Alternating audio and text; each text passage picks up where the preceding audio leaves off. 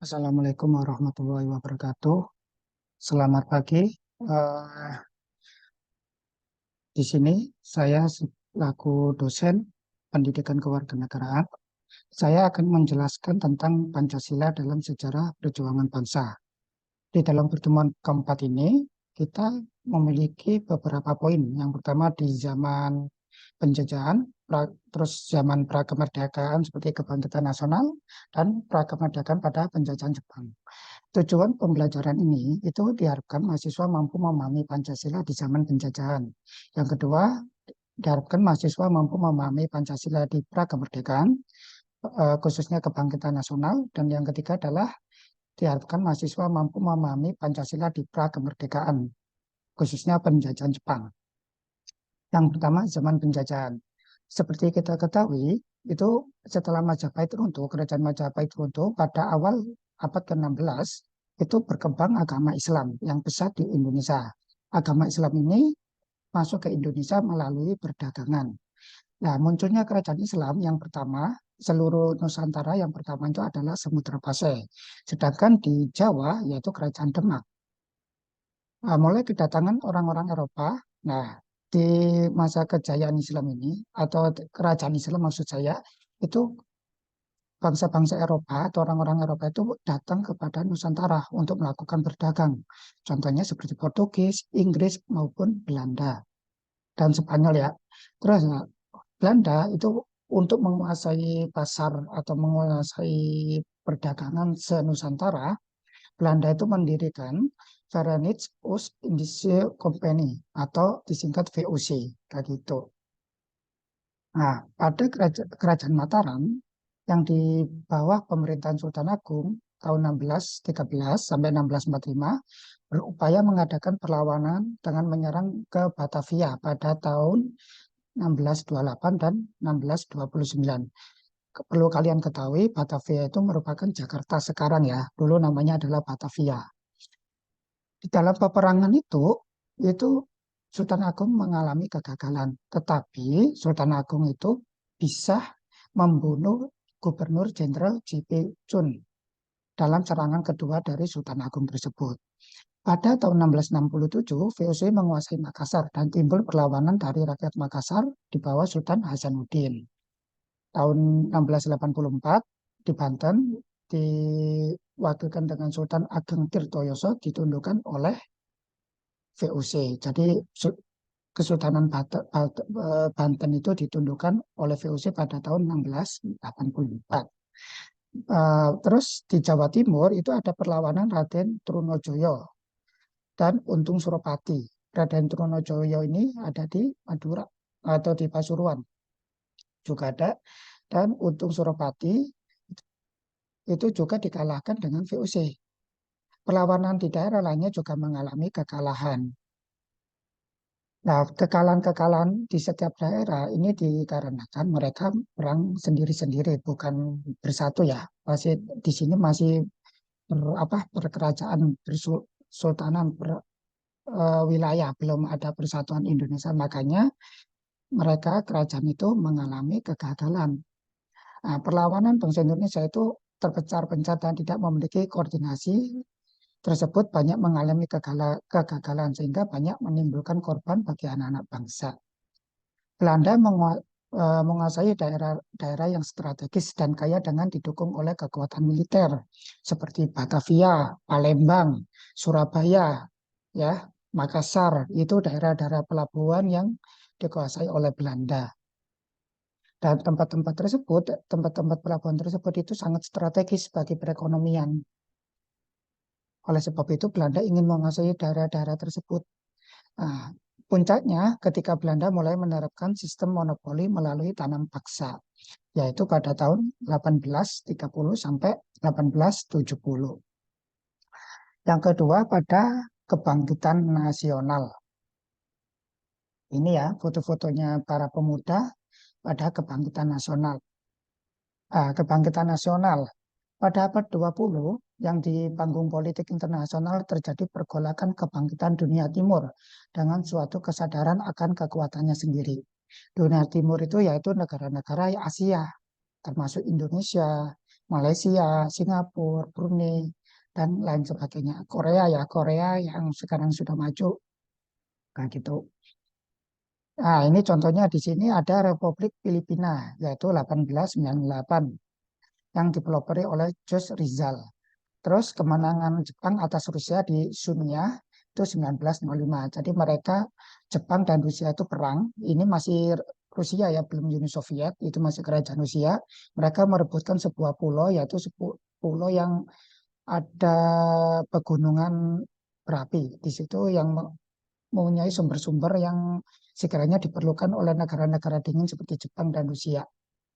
Jadi mereka merebutkan itu dan dimenangkan oleh Jepang pada tahun 1905. Gerakan Sun Yat-sen dengan Republik Chinanya pada 1911 menggulingkan kerajaan.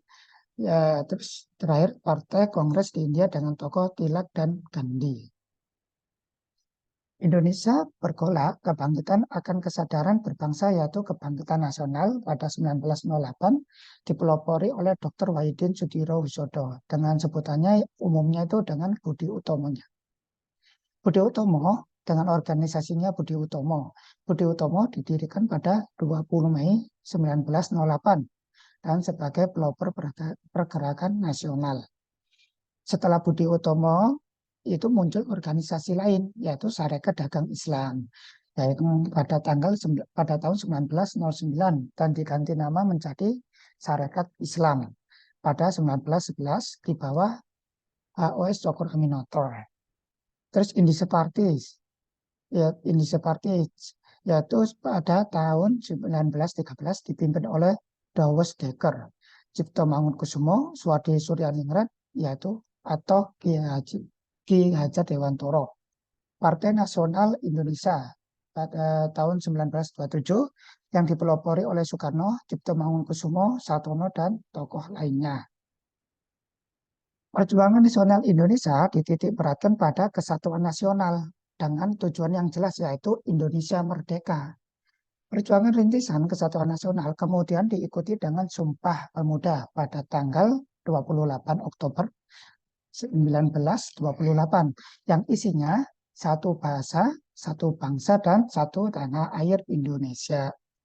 Jadi meskipun kita memiliki banyak suku, banyak ras, banyak bahasa, bahasa daerah maksud saya, kita disatukan dengan satu bahasa, yaitu bahasa Indonesia sebagai bahasa nasional. Dan kita disatukan dengan satu bangsa, bangsa Indonesia, dan satu tanah air, yaitu tanah air Indonesia. Nah, berikutnya pada zaman penjajahan Jepang. Nah, ini ya, tentara-tentara Jepang, foto-foto tentara Jepang. Zaman penjajahan Jepang itu terjadi pada tahun 42. Tetapi sebelum datangnya Jepang, Belanda itu diserang oleh Nazi pada 5 Mei 1945. 5 Mei 1940 itu Belanda diserang oleh Nazi Jerman pada Perang Dunia dan jatuh di tangan Nazi pada 10 Mei 1940. Belanda itu menjajah kita itu kan 350 tahun. Tetapi di tangan Nazi, Belanda itu cuma bertahan 5 hari. Kayak gitu. Nah, Ratu Belanda, yaitu Ratu Wilhelmina, mengungsi ke Inggris, sehingga pemerintah Belanda masih dapat berkomunikasi dengan pemerintah jajahan di Indonesia. Pada tanggal 11 Januari 1942, Jepang mendarat di Indonesia dengan membawa propaganda Jepang pemimpin Asia, Jepang saudara tua bangsa Indonesia. Ketika Jepang terdesak oleh sekutu, Jepang berjanji akan memberi kemerdekaan kepada Indonesia. Jadi pada awal-awal tahun 45, khususnya pada bulan April, Mei, Juni, Juli, Agustus, itu Jepang itu sudah terdesak. Terlebih dari Jerman sudah kalah ya, jatuh di tangan sekutu, khususnya Uni Soviet pada bulan Mei 1945, Jepang itu semakin terdesak untuk menambah pasukan, ya. Jadi Jepang itu eh, berjanji akan memberi kemerdekaan kepada Indonesia asal bangsa-bangsa Indonesia membantu. membantu melawan sekutu. Nah, terus untuk mendapat simpati dan dukungan dari bangsa Indonesia, maka Jepang membentuk suatu badan yang bertugas menyelidiki usaha-usaha persiapan kemerdekaan atau BPUPKI. Dengan bahasa lainnya yaitu Dokuriku Junbi Tiosakai. Nah, ini sidang BPUPKI pertama ya. Dr. Rajiman Wediodiningrat selaku Ketua Badan dan Penyelidik Usaha Persiapan Kemerdekaan Indonesia atau BPUPKI meminta kepada sidang untuk mengemukakan dasar negara Indonesia merdeka pada tanggal 29 Mei 1945. Pada sidang pertama, BPUPKI yang sedang dilaksanakan dari tanggal 29 Mei sampai 1 Juni 1945 ditampilkan pidato-pidato yang menyampaikan berbagai usulan tentang dasar negara.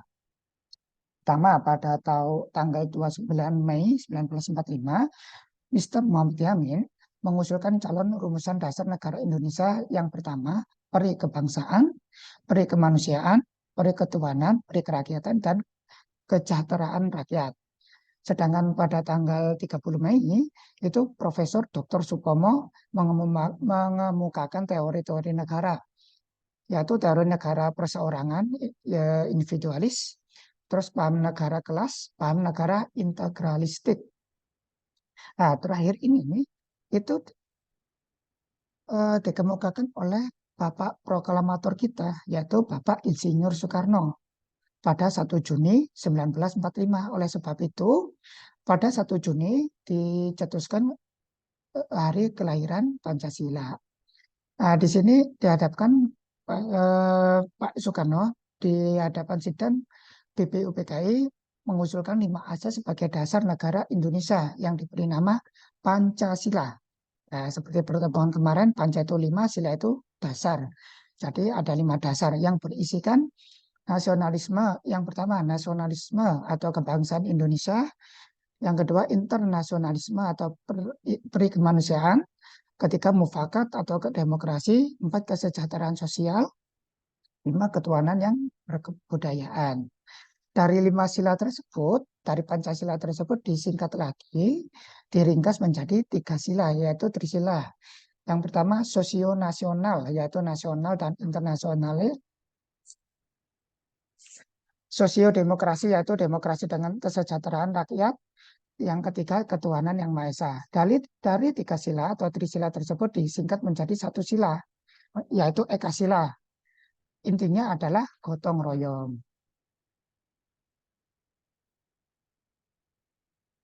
Nah, selanjutnya ada Piagam Jakarta. Pada tanggal 22 Juni 1945, 9 tokoh nasional yang juga disebut dengan tokoh Dokuritu Zunbi Sakai mengadakan pertemuan untuk membahas pidato serta asal-usul mengenai dasar negara yang telah dikemukakan dalam sidang bidang penyelidik. 9 tokoh tersebut dikenal dengan Panitia 9. Panitia 9 berhasil menyusun naskah piagam yang dikenal dengan Piagam Jakarta. Nah, ini ya sidang BPUPKI kedua, yaitu pada tanggal 10 sampai 16 Juli 1945. Terdapat beberapa keputusan penting yang patut diketahui dalam rapat BPUPKI yang kedua. Yang pertama, tanggal 10 Juli 1945 diambil keputusan tentang bentuk negara, 11 Juli 1945 tentang luas wilayah baru ya. 14 Juli 1945 Badan Penyelidik Bersidang dan Panitia Perancang Undang-Undang Dasar melaporkan hasil pertemuannya. Nah, ini hasil dari sidang BPUPKI yang kedua pada tanggal 10 Juli itu tentang bentuk negara. Dari 64 suara, itu 55 orang mengusulkan bentuk republik, 6 orang bentuk kerajaan, 1 orang bentuk belangko, dan 2 orang itu bentuk lainnya. Yang tanggal 11 Juli 1945 itu tentang wilayah negara baru. Nah, itu ada 3 usulan. Yang pertama, Hindia Belanda yang dulu. Hindia Belanda ditambah dengan Malaya, Borneo Utara atau Kalimantan Utara yang dijajah oleh Inggris. Irian Timur, Timur Portugis yaitu Timur-Timur, sekarang Timur Leste, dan pulau-pulau di sekitarnya. Yang ketiga, Hindia Belanda ditambah Malaya, akan tetapi dikurangi dengan Irian Barat. di hari ini ada ABC ya.